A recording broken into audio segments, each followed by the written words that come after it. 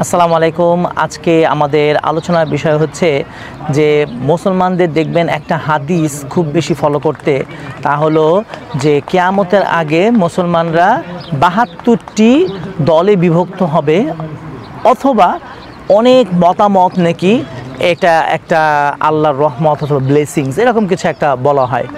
তবে আমার কাছে মনে হয় যে কোরআন 42.10 এবং কোরআন 4.59 এই দুই জায়গাতে দুইটা আয়াতকে যদি আমরা মতভেদ বিষয়ে এই দুইটা আয়াত হয়েছে, এখানে আল্লাহ বলতেছেন যে তোমাদের মধ্যে যদি কোনো বিষয়ে মতভেদ হয় তাহলে তোমরা এটা প্রথমে দুইটা আয়াতে সমানভাবে বলছে যে আল্লাহর উপর রাখতে, আর একটা আয়াতে বলছে রাসূল সাল্লাল্লাহু আলাইহি ওয়াসাল্লাম পর্যন্ত আসতে।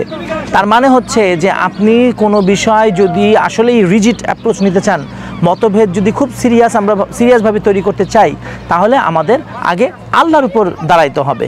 এখন আল্লাহ যে স্টাইলে আপনার প্রথম দিকে অবস্থান নিয়েছেন দুইটা আয়াতের মধ্যে যে মতভেদ হলে আপনার আল্লাহর উপর ছাড়তে, এবং সেকেন্ডারি পজিশনে চলে আসছে একটা আয়াতের মধ্যে শুধু উনি বলছেন যে আল্লাহ রাসূল পর্যন্ত ছাড়তে অথবা রিলাই করতে অথবা নির্ভর করতে।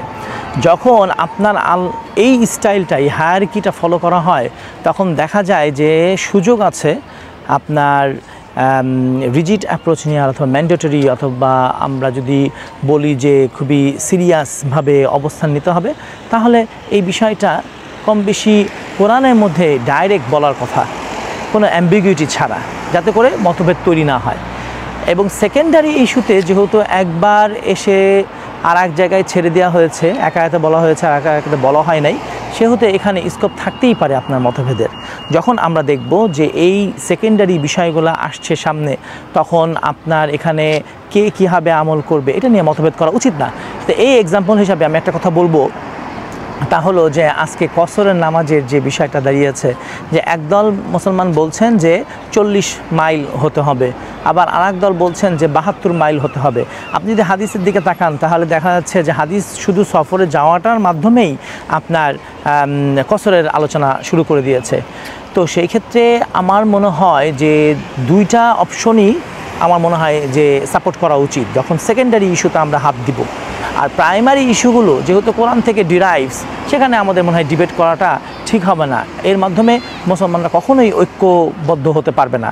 কোরআন 3.103 যেখানে আল্লাহ বলছেন মুসলমানদেরকে ঐক্যবদ্ধ থাকতে, ভেরি ভেরি ইম্পর্টেন্ট মুসলমানদের ঐক্যটা।